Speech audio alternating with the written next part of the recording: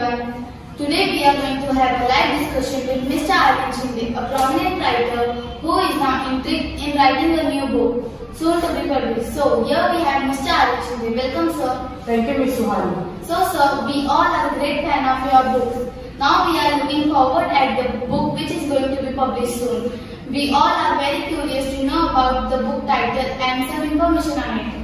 Well, the title of the book is Wings of Ram, where the 5 great women warriors are being related to 5 elements. That is Panchabhabutas. Oh wow, that sounds interesting indeed. So, sir, how you have been inspired to write this book?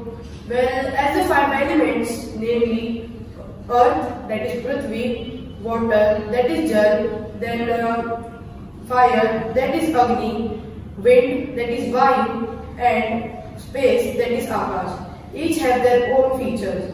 I thought I could relate this with the women warriors.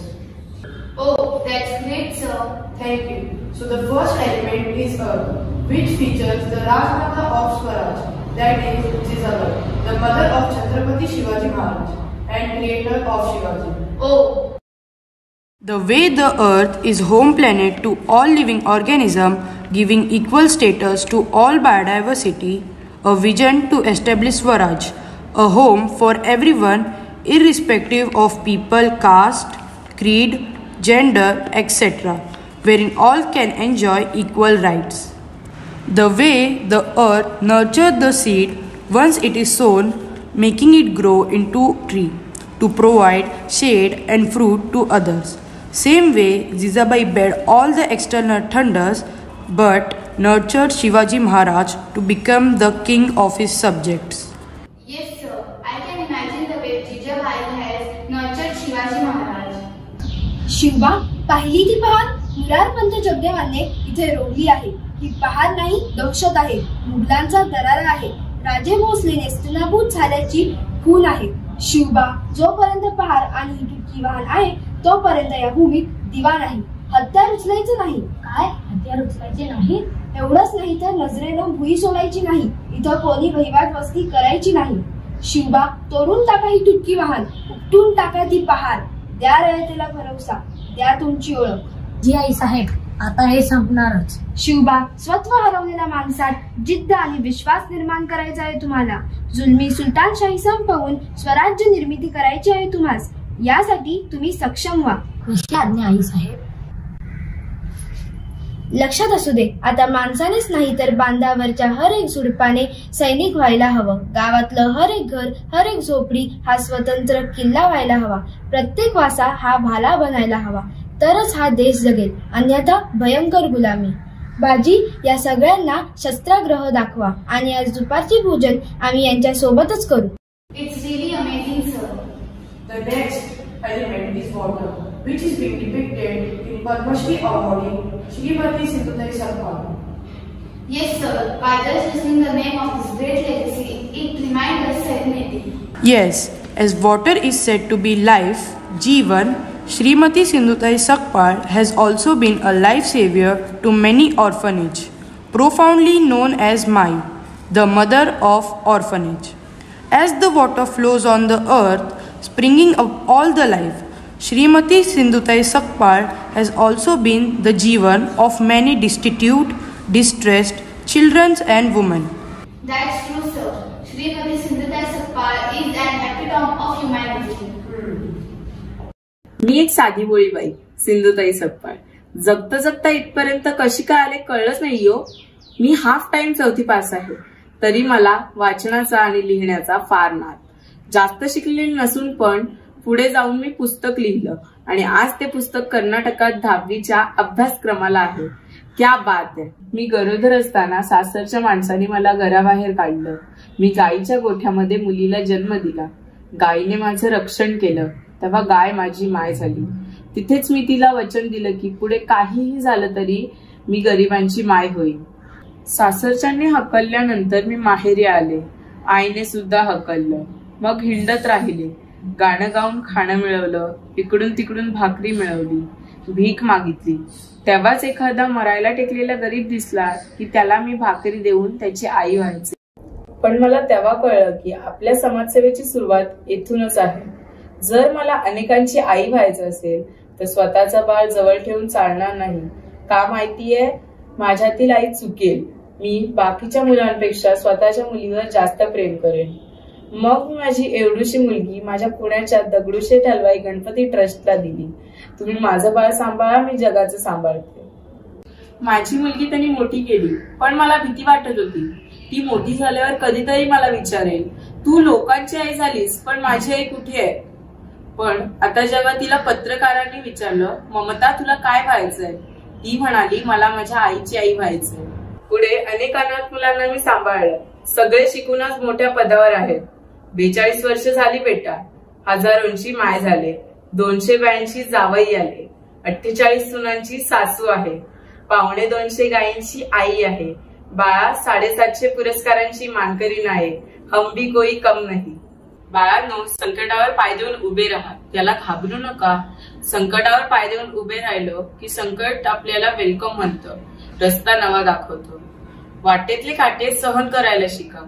काटे कितीही बोचले तरी तुम्ही तुमचे पाय एवढे घट्ट करा की काटेही तुम्हाला सांगतील, आइये, वेलकम, सुस्वागतम, हम झुकता है तुम चलना सीखो. आता मला लोक विचारतात, नाही गाणं म्हणायला कसं शिकलात?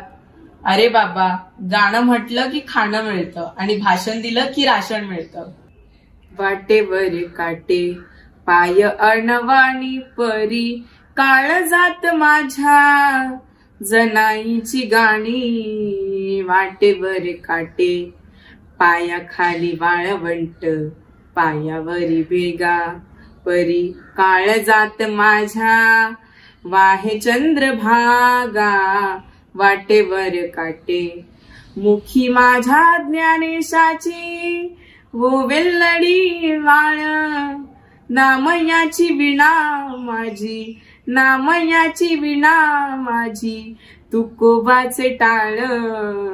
वाटेवर काटे पाय अणवाणी परी, काळजात माझ्या जनाईची गाणी. वाटेवर काटे. That's wonderful, sir. So, what's the next? Now the next partner is Rani Lakshmi, symbolizing. Now you guess. Well, is it fire? Yes. Yes, absolutely. As fire is known for its stubbornness, unflinching and courageous, same we can see in Rani of Jhansi, a fiery queen who offered a stiff resistance to invading forces and did not surrender even after her troops were overwhelmed, and that's why she is also known as Ranaragini.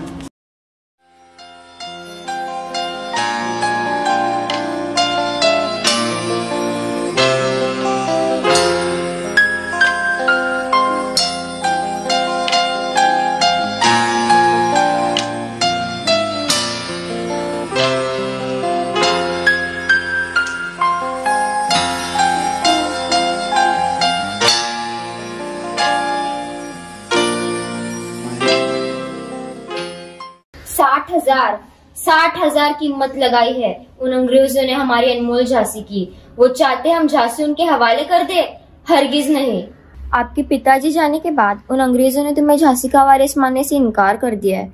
वो चाहते हम उनकी गुलामी स्वीकार कर ले, लेकिन अगर हम ऐसा करते हैं तो इस धरती से हमारा रिश्ता हमेशा के लिए टूट जाएगा। आपके पिता ने झांसी के लिए जो सब सपने देखे थे वो सब मिट्टी में मिल जाएंगे, और अगर हम युद्ध के मैदान में उनका सामना करते हैं तो आपकी रक्षा कौन करेगा? हम नहीं जानते सही क्या है, हक की लड़ाई या माँ का कर्तव्य। किसे चुने हम, ममता को या जिम्मेदारी को? कैसी दुविधा है ये। क्या हमें इस चंद रुपए के लिए अपना घर छोड़ देना चाहिए? लेकिन अगर हम कायरों की तरह झांसी छोड़कर भाग गए तो हम आपकी और हमारी नजरों में हमेशा के लिए गिर जाएंगे। ए भगवान, अब हम क्या करें?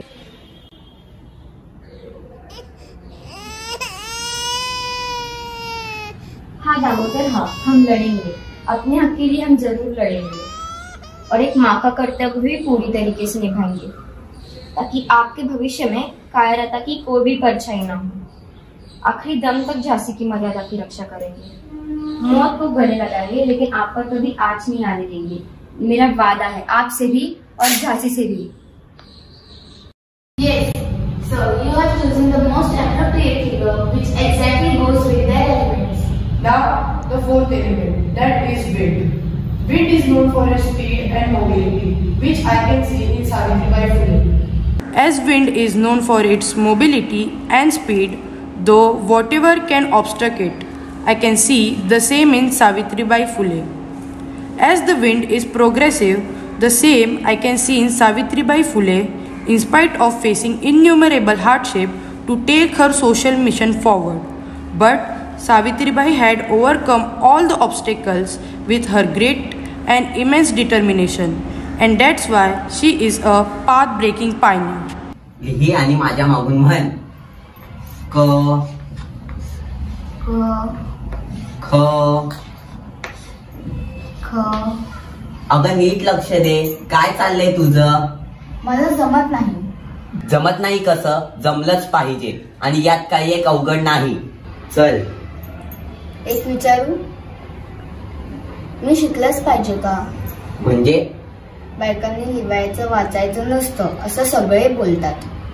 असं होय, म्हणून तुला भीती वाटते. साऊ, घाबरायचं नाही. बायकांना सुद्धा शिकण्याचा हक्क आहे. शिकूनच मुलींची प्रगती होणार. म्हणून मी मुलींसाठी शाळा काढायचं ठरवलंय. आणि साऊ, हे सगळं तुला नुसतंच शिकायचं नाही तर सगळ्या मुलींना सुद्धा शिकवायचं आहे. तयार हो.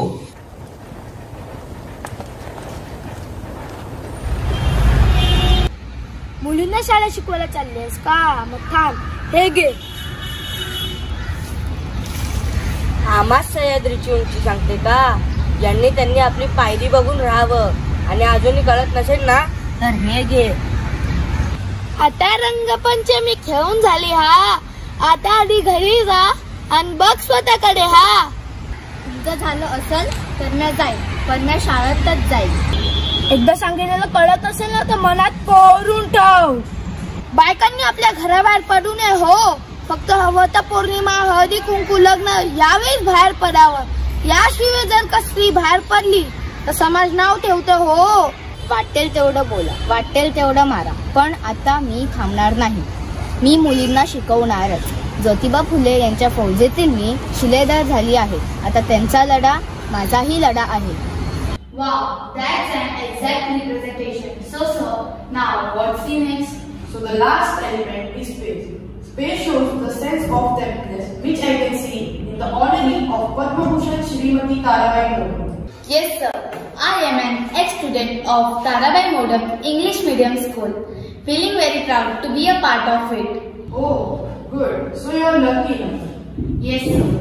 As you see up in the open sky and feel the coolness, light and clarity expansion and enhancement, Shrimati Tarabai Modak had made immense contribution in the field of Indian education system by starting the preschool.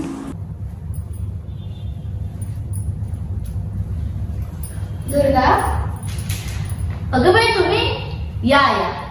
तारा या रमाबाई रानडे माझ्या आईच्या ठिकाणी आहे. अगं माझ्या लग्नात माझं कन्यादान यांनीच केलंय. ह्या तुझ्या आजी आहेत. जा पटकन पाणी घेऊन ये. होय.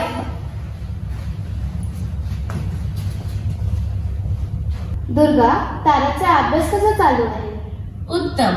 तिला अभ्यासाची फार आवड आहे. अवांतर वाचनही खूप आहे तिचं. पावल्या वेळात मला वर्तमानपत्र वाचून दाखवणे हा तिचा छंदच झाला आता. विचार अगदी बंडगोल आहेत तिचे. हो, तिचे आता हेच बघा ना. मला परवा म्हणाली, माझ्या भावाचे केस का छोटे, माझे का नाही, म्हणून सर केस कापून घेतले. दुर्गा, धाडसी वृत्तीचं बाळ कळूतर तिला तुमच्या दोघांकडूनच मिळालं आहे. तू नाही का लग्नानंतर इंग्रजी भाषा शिकलीस, सुईरीचा अभ्यास करून तो पेशा बनून स्वीकारलास, व्याख्यानं प्रवचनांना जातेस, राजकीय विषयावर धाडसाने चर्चा करतेस. अशी धाडशी कन्याच हवी होती ना तुम्हा दोघांना. आपल्याला एक मुलगी असावी आणि ती धाडसी असावी असं स्वप्न तिच्या वडिलांनी आणि मी नेहमीच पाहिलंय. आणि ताराच्या रूपाने ते पूर्ण झालं.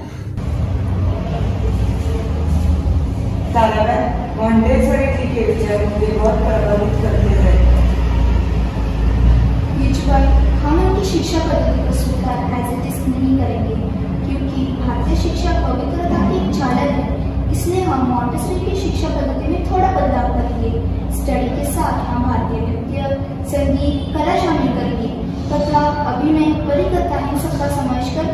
छात्रों की सौंदर्य बुद्धि कार्यकुशलता बढ़ानी है।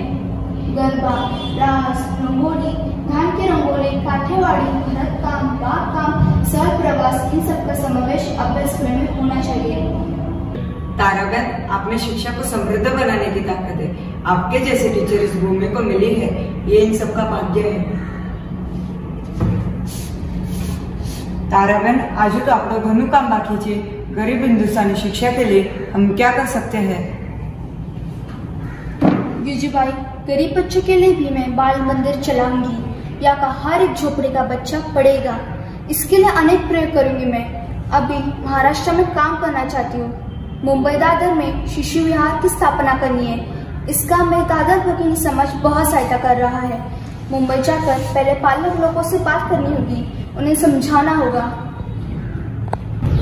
हे पहा, तुमची मुलं 6 वर्षाची झाली की ते शाळेत जातातच, बरोबर? त्यांच्या 2.5 ते 5 वर्षात त्याच्या ज्ञानेंद्रियाचा विकास होणे खूप गरजेचं आहे। त्यासाठी बालवाडीच पाहिजे। ही शाळा म्हणजे काही गोगमपट्टी नाही, 12 खड्या आणि वृक्षवंशी नसतील। शिक्षणाचे वेगळे वळण असेल। हे पहा, मॉन्टेसरीचे खरे सिद्धांत लक्षात घ्या।